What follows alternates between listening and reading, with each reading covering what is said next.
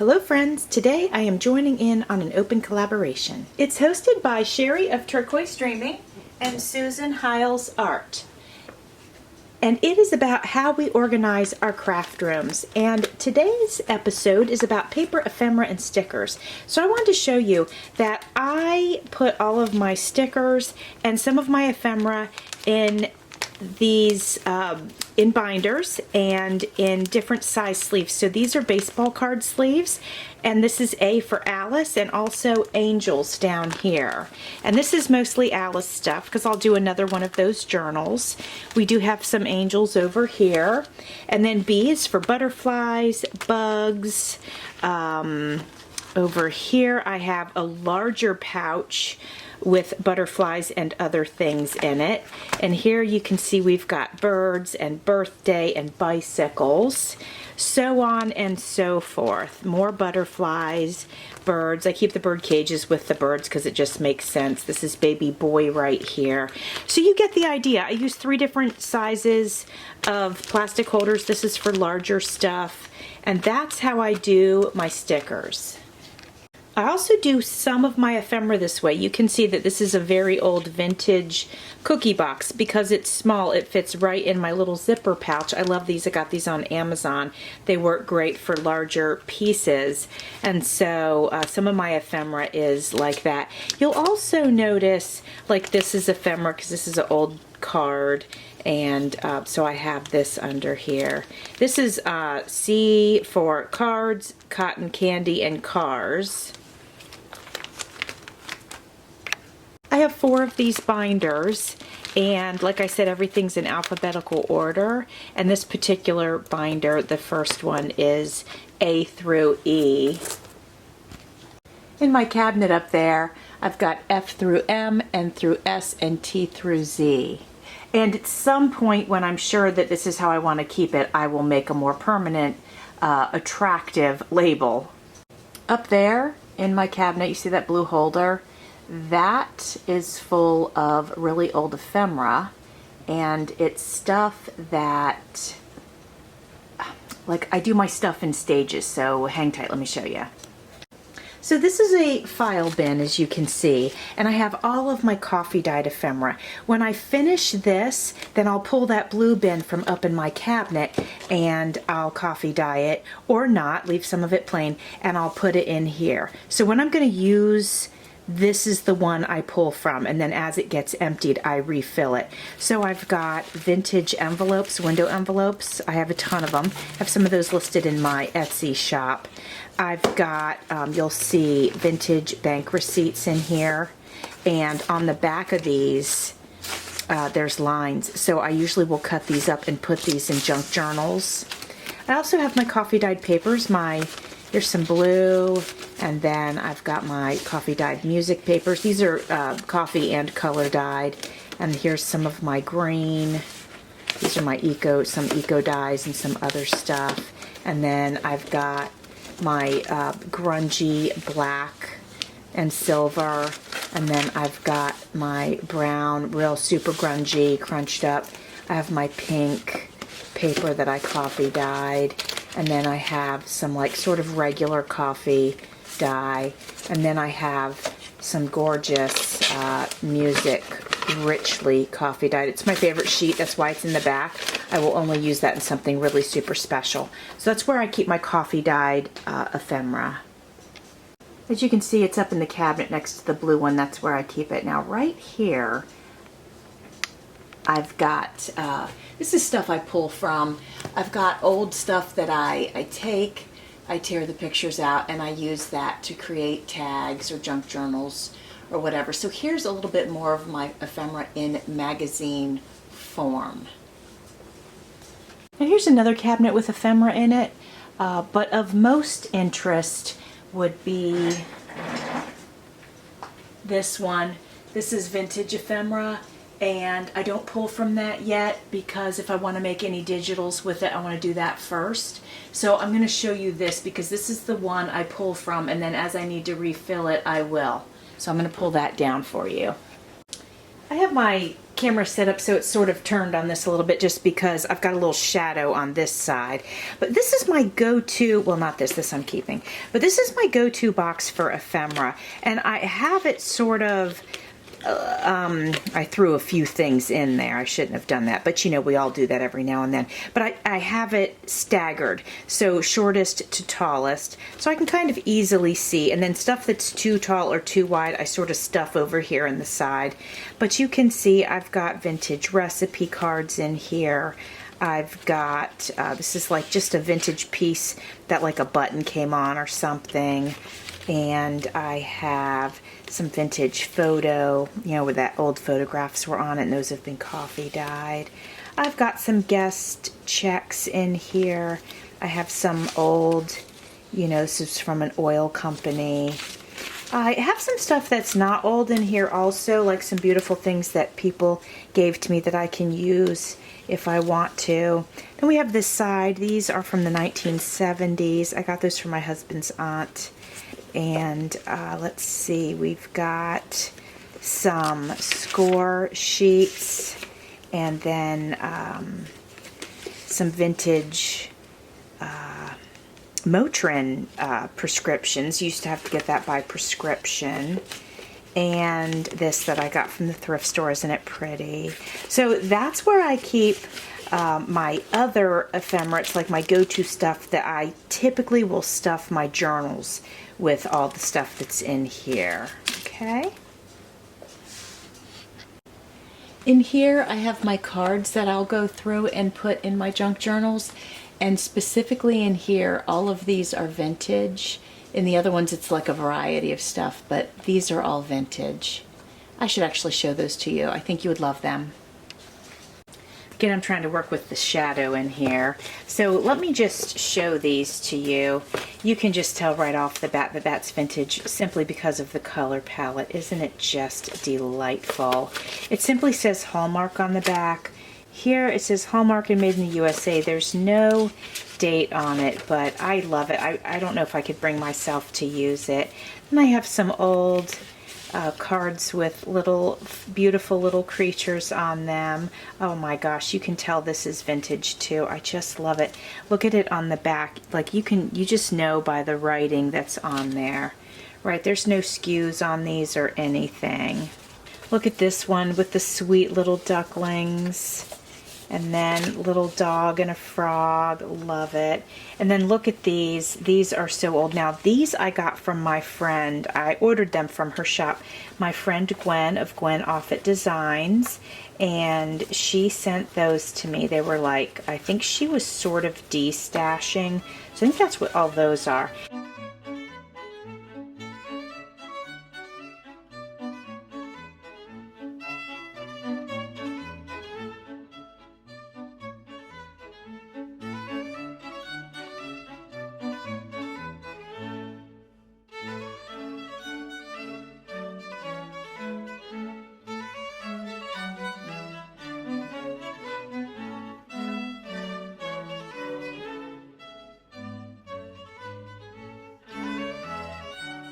I just adore them, and I really don't use them in my junk journals very much because I love them so much, but I know that I need to, and so I will do that eventually.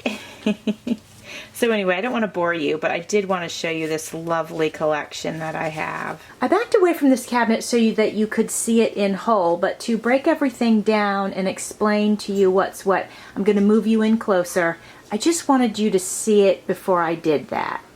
The first thing I want to show you is this, because this is my like immediate go-to. This has all of my cardstock in it, and it's got, I keep them, everything I do that I organize, I do it by color. As far as my papers go, my ephemera I have alphabet, but everything else I have grouped by color. I have my white cardstock, and then behind that's going to be black. But then I also have my scraps in here, and I have them labeled up here. So this would be pink and red scraps, and then this would be my blue ones, and then we have green. I might combine blue and green, not sure. Got purple, I wrote orange here, but I actually keep orange and yellow together. Then the biggest one is my neutrals because I added in like almost a whole book in there. And then behind that is black and white, and I have a lot of black and white stuff also from taking books apart. Then behind that I specifically have Christmas. My 12 by, well, let me move this out of the way so I can tell you more. Okay, simply by removing that, you can see I have all these. My 12 by 12s, those ones that were sticking out of the black one, they don't belong in there. They belong in here. But it was Christmas, and I just joined in on Santa Comes Early for Us, and I was using some of that Christmas, so I didn't pull the whole thing out to put it all away, but I will do that. So anyway, over here I have Valentine's, spring, Halloween, Christmas. So I kind of have the seasons here. And then over here I've got, it's just a combination. It says neutral beach and mermaid, neutral marsh flower, black and white, dark botanical, and then large paper pack. I have a really big one that I got when I first started crafting with YouTube, and that's in there. And then I have these, and I wrote right on the sides so that you can see what it is. Rainbow ink watermelon. This one says romantic. This one says spring, pink spring, family heirloom, dear Jane, pastel Christmas, modern, mid-century modern, citrus. These I didn't mark because they're relatively new. Oh, I thought I did mark that actually, but and this one's not actually new. This is Once Upon a Time. I'm surprised I didn't mark that. So then, okay, let's switch you guys up a little bit. So here's the top two shelves. This is all my Cricut paper. And then these are my doilies. So I have some varieties of doilies and a bunch of doilies over here, and then some wallpaper. So that's what I have here. And the next one up is my loads of vintage music paper that I love and adore. And then next to that are my patterns and pattern paper. So those are here. Now there's a doily up there which doesn't belong there. It belongs down here on my doily shelf. And then I have a little bit, oh no, and that's the wallpaper. Okay, I think that's what we've got going on here. Then I have a few calendars here. And this, oh wait, you can't even see what I'm pointing to. This right here holds more 12 by 12s, and it's sort of like when you walk into Joann's or Michael's or wherever and you get single sheets.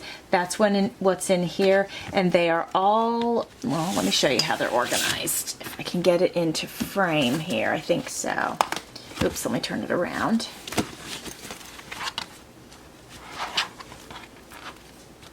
Okay, so what we've got is plain paper. So I've got that marked, and it's all colors but plain, no patterns at all.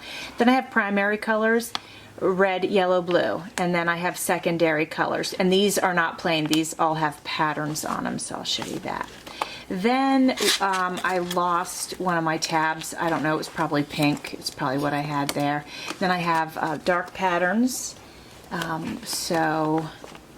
Dark patterns are neutrals, so you'll see, like, I consider that to be pretty neutral, but then that's kind of dark, and these are dark and neutral-ish, you know.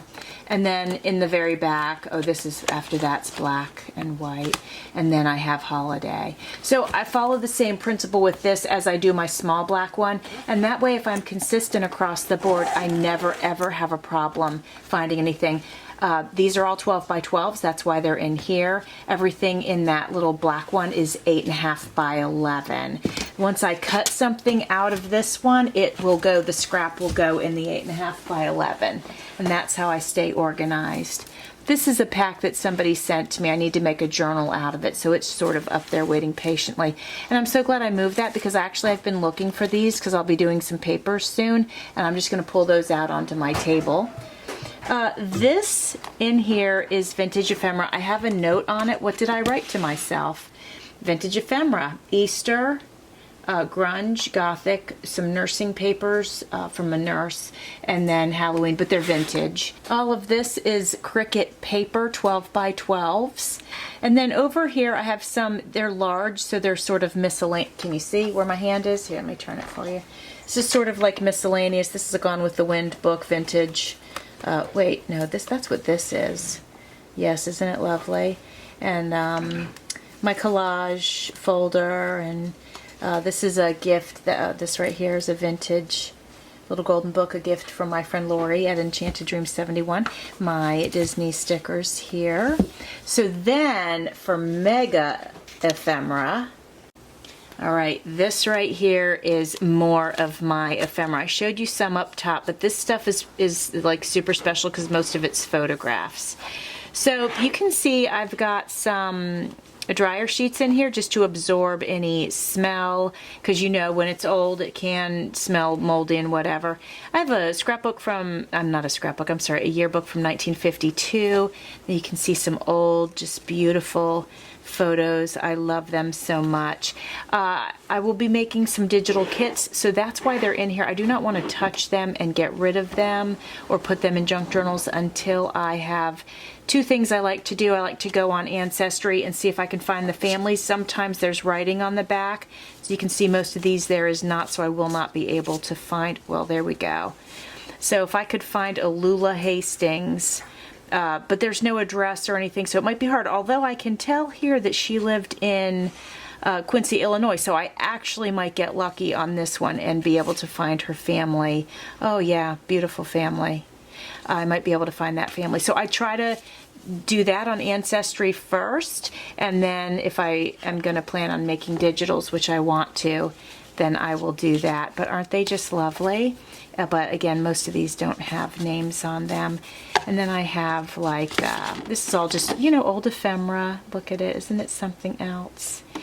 This I would like to upload to Ancestry. Some yearbooks are already up, but not all of them. So I could probably do that. Yeah, so just lots of pictures, as you can see here. Some of these were given to me by my friend Rosemary at Rosemary You Rock Art. She could not identify the people in the pictures. However, that one has a name, so I might be able to find them and upload it to Ancestry. So that's what's in this box, and honestly, that's also what's up here, but this is more papery stuff. There's a few photos, but this is more letters and things like, well, this I just bought, which I love it so much. But this is just more, it's more like paperwork sort of stuff. So that's what's in here. The only other paper I didn't show you is right here in this blue container, and that's actually my scrap paper. So when I need scraps, I just pull that down and I use that. So, and it's kind of far away from my other papers, as you can see. So I probably need to move it. I just recently moved into this space, so I'm sort of still getting to know the space and still, you know, still kind of organizing and putting things where I want it. So friends, but that's the bulk of it, of what we wanted to share today. And I hope that you enjoyed seeing how I do some organizing. If you have any questions, just please let me know, and stay tuned. Next week we'll be doing this again, just on different areas of our craft room. Thanks for watching. See you soon.